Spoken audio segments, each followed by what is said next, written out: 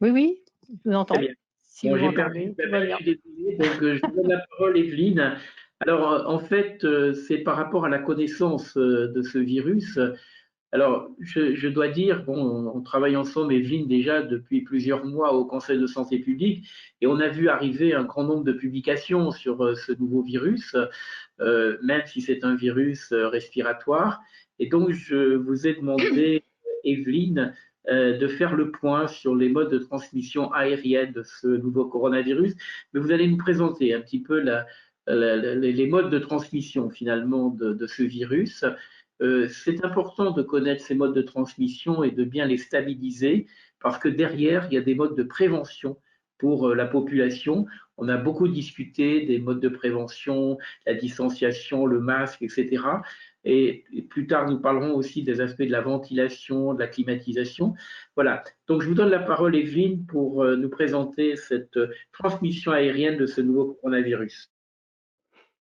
Merci, Fabien. Bah, je remercie, les organisateurs de cette matinale, de m'avoir invitée.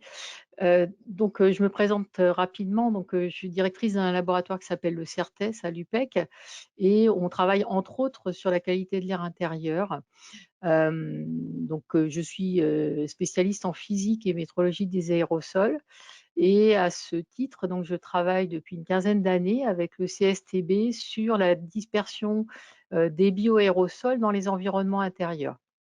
Et parmi ces cas de dispersion, on a étudié, les émissions oropharyngées.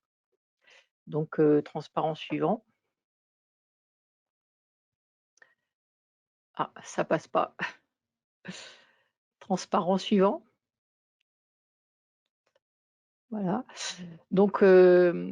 On est tous Ouais, il y devenus, a un décalage, hein, je suis désolée, mais ah d'accord. c'est Donc entre je quand je mets la slide et quand elle arrive sur votre écran. D'accord, je serai patiente. Donc, il J'ai faut pas demander possi peut-être bien avant ta diapo. Il faut la demander un D'accord. peu. J'ai pas possibilité d'avoir un pointeur. Donc là, je peux pas, pointer sur le transparent, je pense. Ça doit pas être possible. Bon, c'est pas grave, je vais me débrouiller. Oups. Donc on est tous, devenus spécialistes, plus ou moins, des différents modes de transmission, de ce virus, puis d'autres virus d'ailleurs, hein. On a tous vu, les modes de transmission, donc par contact direct, transmission plus ou moins indirecte par contact avec des surfaces.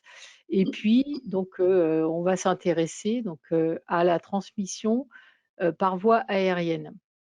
Donc c'est, la dernière voie, celle qui est la quatrième voie, hein, dans ma petite pyramide.